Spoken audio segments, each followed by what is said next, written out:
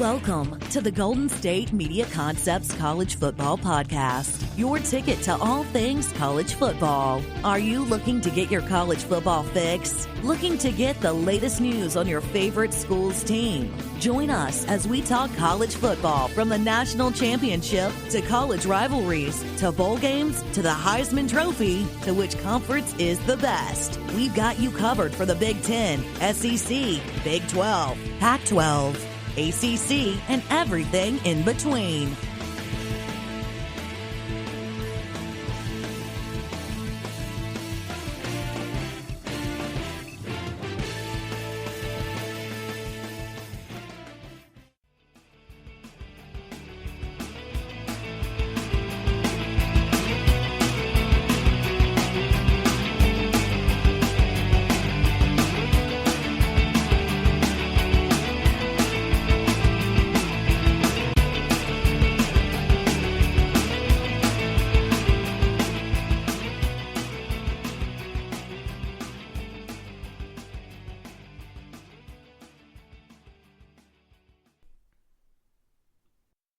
Hello, everybody, and welcome back to the GSMC College Football Podcast, brought to you by the GSMC Podcast Network. I'm your host, Danielle Clark. Thank you so much for tuning in today on this lovely Thursday or Friday, maybe even Saturday when you're listening to this. I hope you all have had a great week so far. I've had a pretty stressful week. I mean, it's school. It's my senior year, you know. Things are stressful. We got grad school stuff. All that shebang, I guess you could say. Sorry, it is Wednesday morning when I'm recording. I'm recording this a bit later than I normally do. We've just had a very hectic week, and you know, Tuesday we kind of took as a mental health day. I watched Emily in Paris on Netflix, if anyone's watched that. It was pretty good. I've heard a lot of reviews online saying people didn't like it and whatnot, and I obviously see the stereotypes about, like, French culture and everything. I mean, I took French for 6 years, and I'm fully American, so I don't think I'm one to comment on that. But I thought it was really good. It was a nice little light watch. Got me out of a funk, I guess you could say. But we got a very exciting show for you all this week. Also, I'm feeling better for my stomach bug I had over the weekend. It was very stressful. That's part of the reason I was feeling so ill. But yeah, without further ado, everybody, let us get into this week's episode. We got a very exciting week, I guess you could say. I mean, Pac-12 is back. We got to talk about that. As a buff, I'm wearing I'm wearing a shirt from school. It's like a Panhellenic thing for my sorority, but we got that. We got the schedule, what it means looking forward. We're going to look at the AP poll, some news that's going around college football. We're also going to talk a little political action as well, and then we're going to look forward to week 6. We got a very exciting week ahead for us, and we're going to kick it off with end it off, I guess you could say, with our top 10 Pac-12 games of this season to look forward to. I'm very excited for this episode, everybody. Obviously, I am a Pac-12 member. Member, is that the right word? I go to a Pac-12 school. I go to Boulder. If you guys didn't know, I mean, I feel like I mentioned it every single episode. So, yeah, also, on the topic of politicalness and everything, I'm just going to say these are my opinions. My opinions do not directly reflect my company's opinions, I guess you could say. And I will try not to get too political on here. Obviously, we have the election. It's less than a month away. And especially with our president testing positive for coronavirus, I feel like I was always one of those people that was a little more skeptical. I guess you could say, not skeptical.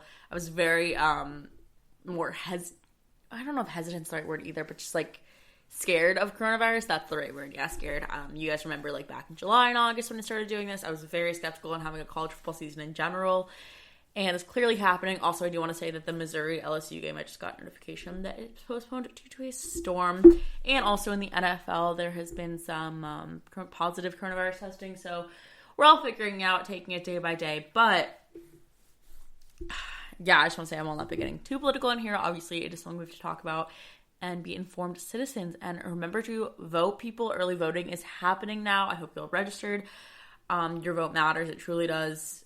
This is the first election I'll be voting in, and I'm very excited to use my voice.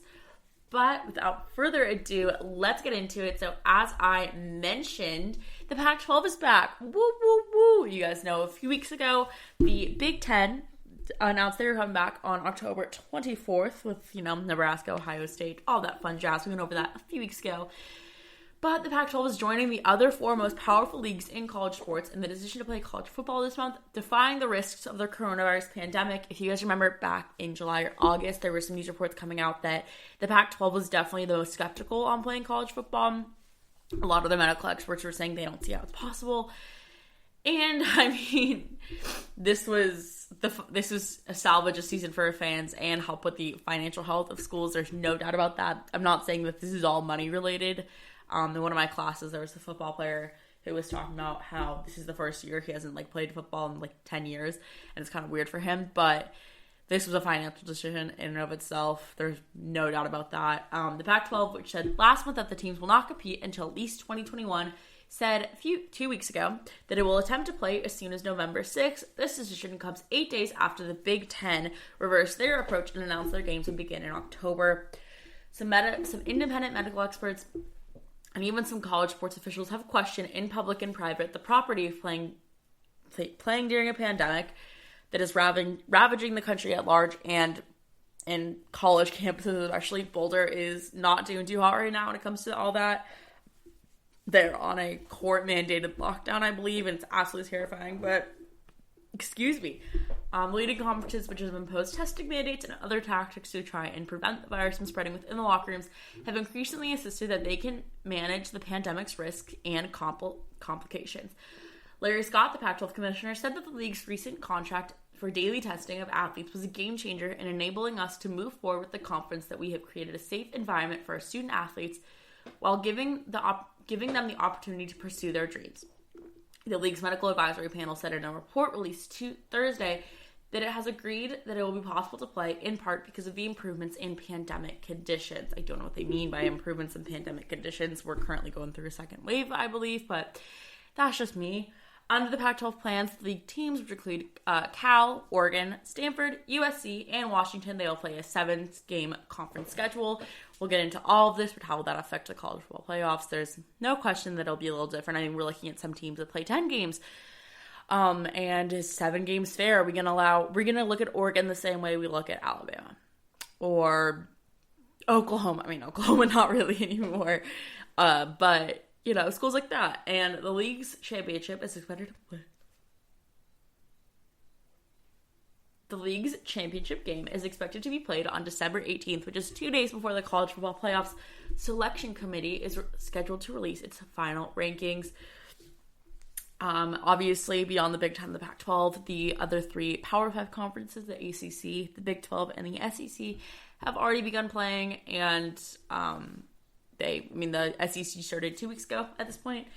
And it just into projecting a November 6th start for football games, which fans barred from venues that include.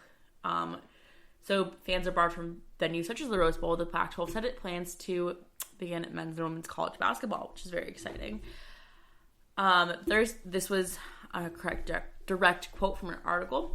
Thursday's move by the Pac-12 restored a kind of reluctancy unit to the Power 5 after they spent more than a month publicly fractured around football, and it left more than 30 states posed to hold college football games this autumn.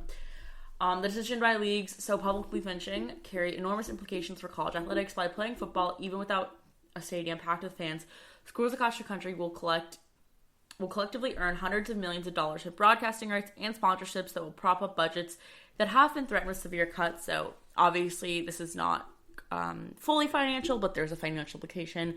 This is a $1 billion industry, and if you look at it from that sense, they're also imperiling what remains of their public standing with the wager that will be able to protect the students who play for them. Before some of the teams played a single down this season, leagues have been accused of prioritizing money and power over health and safety.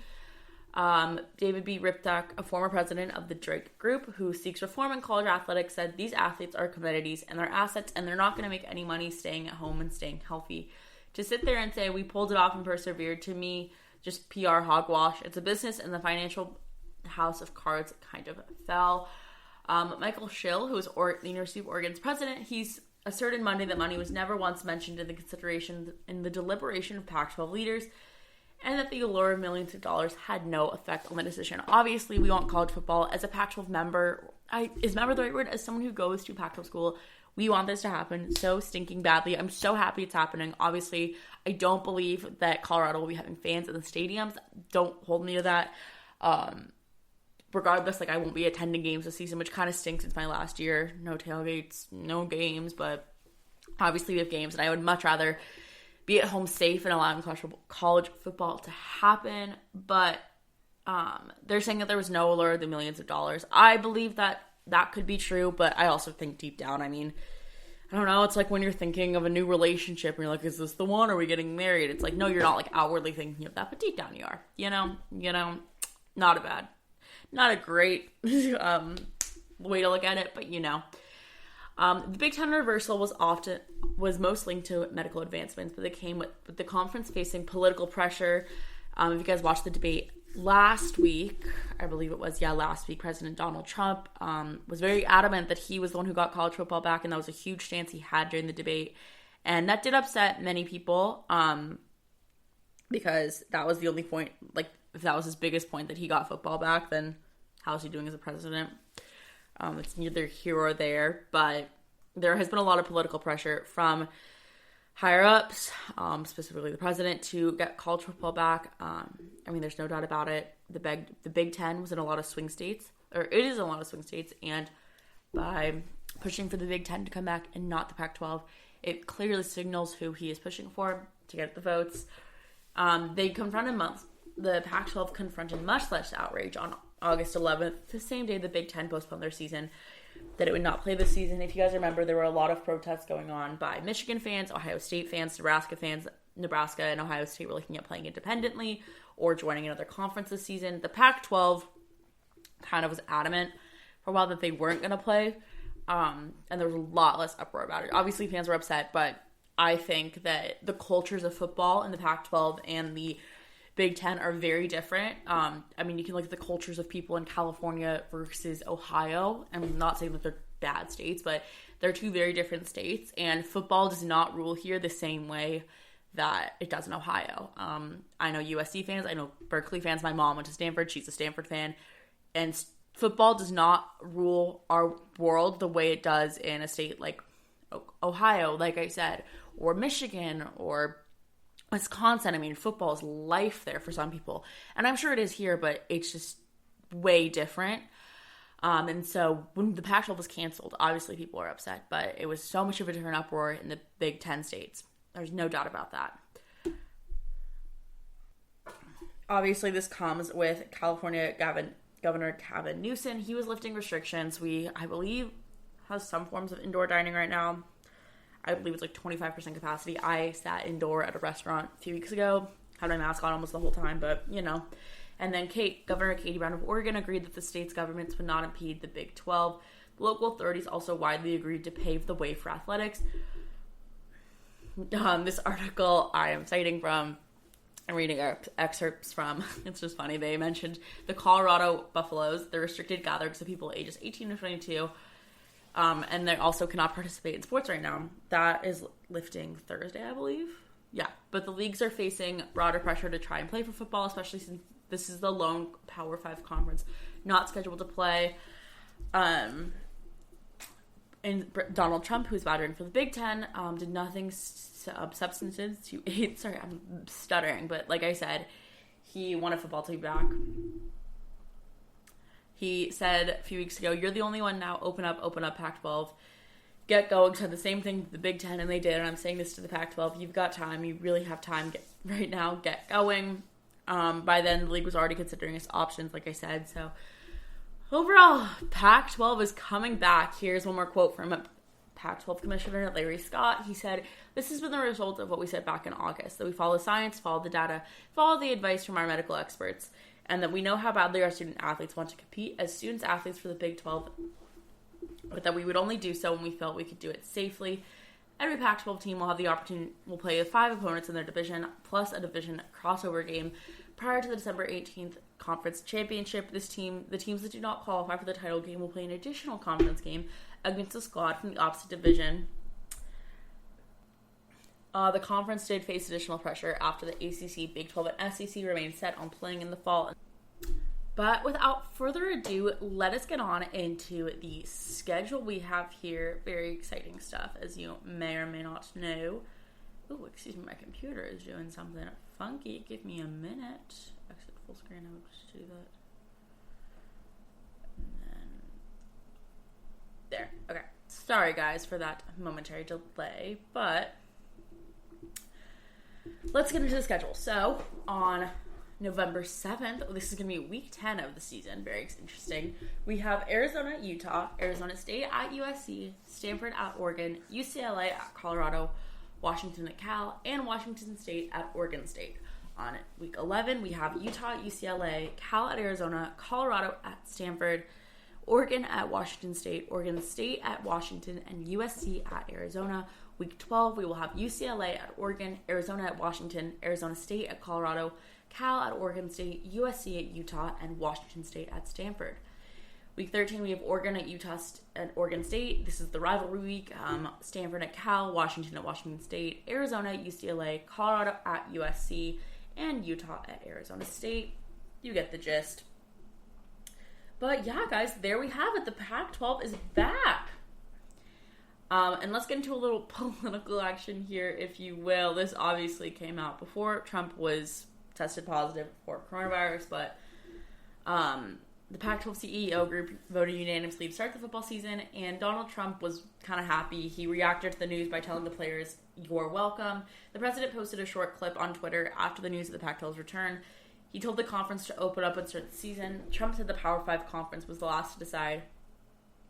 The president took credit for the return of the Pac-12 and the Big Ten. He said, "We wish them well and we'll pray they don't get sick or die of COVID." Thousands of other people took part in the conversation with very different opinions. Some proclaimed that the president's committed treason during the 2016 election and that he had a terrible response to the coronavirus. Others called for Trump to remain in the Oval Office for another 4 years. The return of football ultimately became less important during the arguments about the president. So, yeah, that's what we have to say about that. But it became a little political, no doubt about that. But without further ado, everybody, the Pac-12 is back. It's very exciting to see. And we have exciting week of college football last week, which we will get into in our second segment, plus going over the AP polls. And some news, I guess you could say, some winners and losers. So we'll be right back.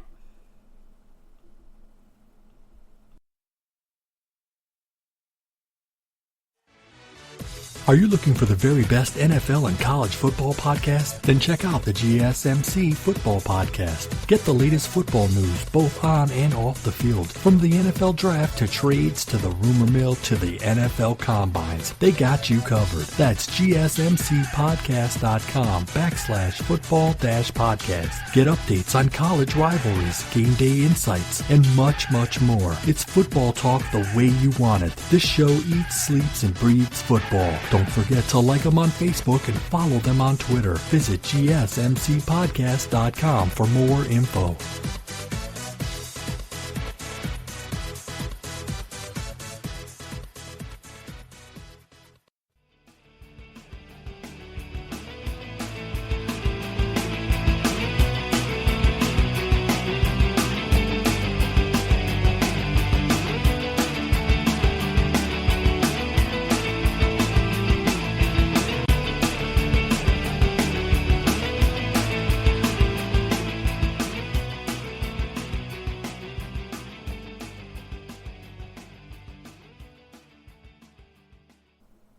Hello, everybody, and we are back with our next segment on the GSMC College Football Podcast. We're going to go over the 8 people and what came out this week, as well as some winners and losers of week 5, not week 2. At number 1 on the AP poll, we had Clemson. This was obviously a big upset week, I do want to say, if you did not watch. At number 2, we have Alabama. At number 3, we have Georgia. At number 4, Florida. They moved up a little. At number 5, Notre Dame. At number 6, we have Ohio State. At number 2, we have University of Miami. We have Miami. At number 7. At number 8, we have North Carolina. They moved up too, I believe. At number 9, we have Penn State. At number 10, we have Oklahoma State. At number 11, we have Cincinnati. At number 12, we have University of Oregon. At number 13, we have Auburn. They moved down quite a bit. At number 14, we have the University of Tennessee. At number 15, we have BYU. At number 16, we have Wisconsin.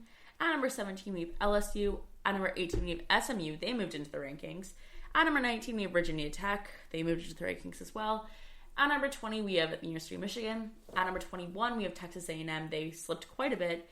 At number 22, we have the University of Texas, the Texas Longhorns. They slipped from number 9 to 22. At number 23, we have Louisiana. At number 24, we have Iowa State, which was not ranked previously. And at number 5, we have Minnesota, which was not ranked. So let's get into it. Like I said, number 18, SMU. Number 19, Virginia Tech. Number 23, Louisiana. Number 24, Iowa State. And number 25, Minnesota. Joined at the rankings. SMU is the only team that hadn't been ranked so far this season. Memphis, Mississippi State, Oklahoma, Pittsburgh, and UCF all dropped out of the top 25 after their week 5 losses. So here are some big things to look out for. UCF's college football playoff hopes. If you guys remember, they've kind of been the darling of college football the last few seasons, I want to say, but that kind of came to a crashing defeat. They were dealt a crushing blow in week 5. Unranked Tulsa escaped their town with a 34-26 upset. This was their first home loss since 2016, which also came against Tulsa. They had to win out to have any chance of making the college football playoffs, and they went from number 11 to outside the top 25 poll. Here's some other things. Georgia jumped Florida for number 3. Georgia leapfrogged Florida for number 3 in the latest AP poll. This came after the Bulldogs had an impressive victory, 27-6, over then number 7, Auburn, Tigers, and Athens. The Gators, who are now number 4, took care of business as well. They destroyed South Carolina 38-24 at the Swamp. They're both now 2-0 and could very well remain undefeated in their head-to-head matchup on November 7th. The Big 12 struggles. Obviously, Oklahoma fell out of the rankings after their loss to Iowa State, and then the Texas Longhorns were stunned by TCU, Texas Christian University. Then number 10, that leaves number 10, Oklahoma State, who throttled Kansas 47-7. They're the only unbeaten team remaining in the conference. The Sooners are 1-2. This is the first time since 2016 they've lost multiple regular season games. Oklahoma, who is now ranked, are facing Texas on Saturday, which we'll get into. The Sooners' streak of 64 straight regular season games have been snapped. It was kind of crazy, honestly. There are no changes to the top 2. Obviously, Notre Dame and Ohio State remain number 5 and number 6. And the Irish have been idle since September 19th, but they will play Florida State on October 10th. The Buckeyes begin their season against Nebraska when the Big Ten opens on October 24th. So the big winners, we have Florida and Georgia. They're undefeated, obviously. So Florida and Georgia are undefeated. There's no question about that. The SEC chances of cultural playoffs with the Big 12 struggling greatly based on the recent successes of, all those teams. Those are the big, I guess you could say, their chances of having an SEC only or an SEC dominated college playoff are very big. And the Big 12 and Pac-12 polls, multiple teams from those conferences jumped into the polls this week, especially with the Big 12 struggling a bit. Losers, the Big 12. That's the big loser of this week. There's no doubt about that. Everybody, for our third segment of this week, we're going to be previewing Week 6 in college football. It's going to be a little bit of a shorter episode today. I apologize for that, but let's get into it. It is loaded with ultra-competitive matchups, including a top 10 in the ACC between number 1 Clemson and number 7 Miami. Number 4 Florida goes to College Station to take on number 21 Texas A&M. And number 3, Georgia has a home game against number 4, Tennessee. Very exciting game, 2 massive SEC showdowns and other games that gamblers will be very excited about. Let's get into the big game. So we have number 7 at Clemson, which is number 1, obviously. The Hurricanes are probably one of the biggest surprises of the season. Transfer quarterback Derek King from the University of Houston and offensive coordinator Rhett Lashey will make a big statement if they're able to hang with the top-ranked team in the sport. Everyone sees Clemson as a favorite here. They're minus 15. However, there is no doubt that Miami will be able to put up a fight. Next up, we have number 14 at number 3, Georgia. Georgia's big win over Auburn made a big impression because the Bulldogs are laying a 2-touchdown at home against a volunteer team that is riding high on an 8-game winning streak. Both teams are proven to boast offensive games. Obviously, there's the quarterback question at Georgia, who will start if JT Daniels is healthy, but this will be an old-fashioned slugfest between the offensive lines. No doubt about that. This is not expected to be a huge defensive game, very offensive. You also have to keep in mind that these are 2 SEC powerhouses with storied programs, so it should be a good one, especially with Georgia at home. At number 4, we have number 4 Florida. At number 21, Texas A&M. The Aggies could not keep down Alabama last week. They were crushed in that defeat. But they have to find a way to stop the Super Swamp Brothers with Kyle Trask and Kyle Pitts, the wide receiver and quarterback. Kyle Trask is one of the Heisman favorites this season out of the SEC. And the Gators defense will need to find a way to keep in stride heading into the meat of the season. There is no time like the present, obviously, and this is a huge game for both teams. Texas A&M wants to prove they can hang around in the SEC and be contenders. And, well, frankly, Florida wants to prove that they are better than Georgia. So, next up, we have number 19, Virginia Tech. At number 8, North Carolina. These are both teams that have been flying under the radar with Tar Heels quarterback Sam Howell. He has been considered a Heisman favorite. Not a Heisman favorite, but he's a Heisman contender as well. The upset, they both think that the many people believe that the Virginia Tech Hokies can hang around. However, North Carolina is ranked higher with Mac Brown in its presence. They clearly think that the upset Hokies can hang, as the line is minus 5.5, excuse me. Next up, this was expected to be a much bigger game, well, frankly, weeks ago, or last season in general. We have number 22 Texas against now the unranked Oklahoma Sooners. The Longhorns are coming off a loss to TCU and don't look any better than Oklahoma, for being honest. Oklahoma has been struggling the past 2 weeks with turnovers and just upsets. And the Red River Showdown will essentially serve as the Big 12 championship elimination game, where the loser goes home and the winner stays around. Many people see Texas defeating Oklahoma, and this just because of Sam Ehlinger's performance. And Spencer Rattler, while he did look like a Heisman favorite at the beginning of the season, he is struggling a bit and still getting his feet in the ground. Next up, we have at number 2, Alabama at Ole Miss. This is obviously Nick Saban versus Lane Kiffin. Lane Kiffin is one of Nick Saban's old offensive coordinators, the teacher versus the student, I guess you could say. This will be a very exciting game, and Saban can run out the score on his former offensive coordinator, but don't be surprised if Lane Kiffin has some tricks up his sleeve, knowing what to expect from the Crimson Tide defense. Alabama is favored by minus 24 in this, so yeah, people. Let's look at some other notable games we have this week. Obviously, we have Texas Tech and Iowa State. Iowa State came off that upset win over the Oklahoma Sooners, and Texas Tech nearly upset Texas last week as well. We have Arkansas and Auburn. Arkansas did upset Mississippi State last week. And we have Auburn, who was coming off that crushing loss against one of their big rivals in Georgia. BYU is playing University of Texas San Antonio as well. Mississippi State and Kentucky are going at it. Both teams have been ranked at some point in the season, but have fallen off the rankings. Other than that, Missouri and LSU, like I said, have been postponed, and Florida State and Notre Dame are going to be playing. So what do we have to look out for? Big SEC matchups this week with Tennessee and Georgia. ACC matchup galore, Miami and Clemson. We could be looking at a potential ACC championship, conference championship matchup there.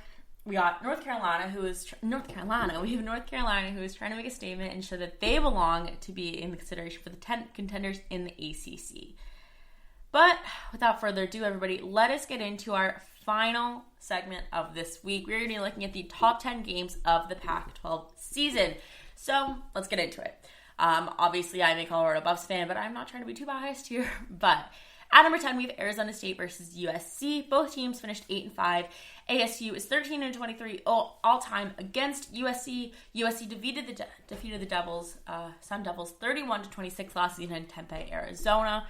That was a match. That was a match between Jaden Daniels, who was out with a knee injury, and Desert Mountain product Keenan Solvis. He excelled for USC.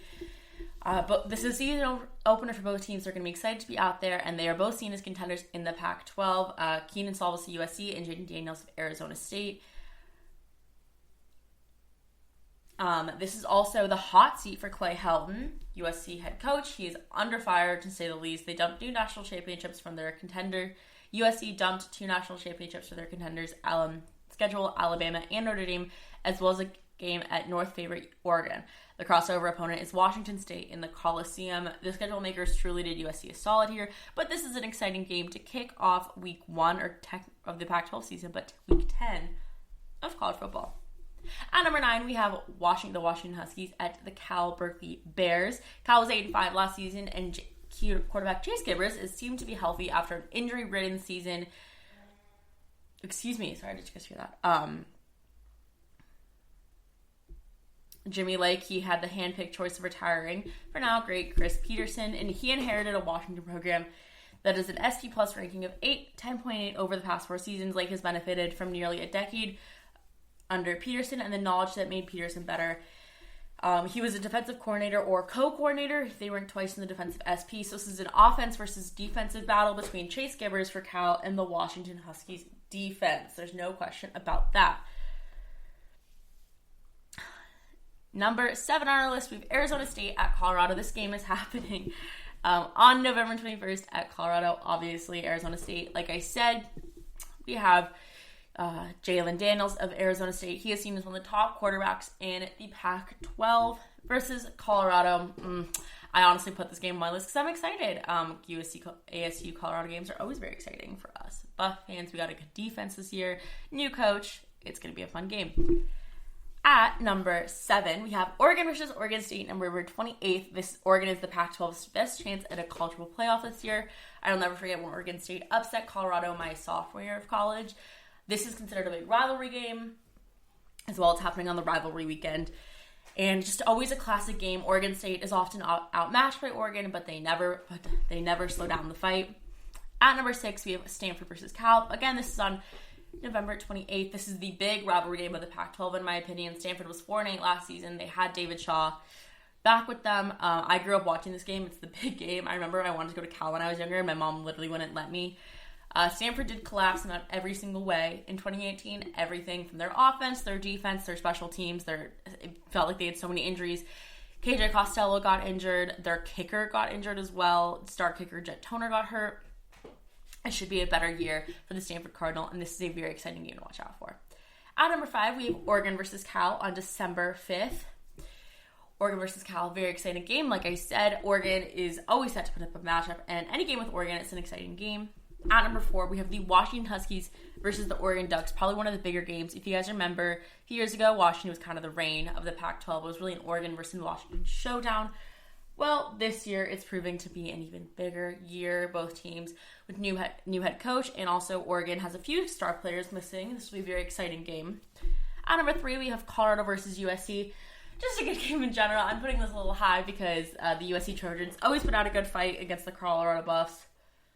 We have been known to not have our best games against them, but last year was a very exciting game. At number 2, we have Stanford versus Oregon. I put this kind of high on the list because I have a personal preference to this. I have a personal ranking. I freaking love this team so much. This game, it's always a big game. It's kind of the big game of the season, I guess you could say. This is week 1 for both teams as well, so a very exciting game. And at number 1, we have USC versus Utah. Utah is seen as one of the Pac-12's contenders against USC, who with Oregon is probably seen as the biggest chance to make the big run in the playoffs or at least get a bowl game win. And this is on November 21st. Very exciting game to see have happen. Let's go over these games again really quickly, everybody. At number 10, we have Arizona State versus USC on November 7th. At number 9, we have Washington at Cal on November 9th. At number 8, we have ASU versus Colorado on November 21st. At number 7, we have Oregon versus Oregon State on November 28th. At number 6, we have Stanford versus Cal on November 28th. At number 5, we have Oregon versus Cal on December 5th. At number 4, we have Washington versus Oregon on December 12th. At number 3, we have Colorado versus USC on November 28th. At number 2, we have Stanford versus Oregon on November 7th. And at number 1, we have USC versus Utah on November 21st. There you have it, guys. It is a very exciting week for college football. Pac-12 is back. We got some big matchups this weekend. I'm so excited for them. Excuse me, my leg is shaking like crazy. I don't know why.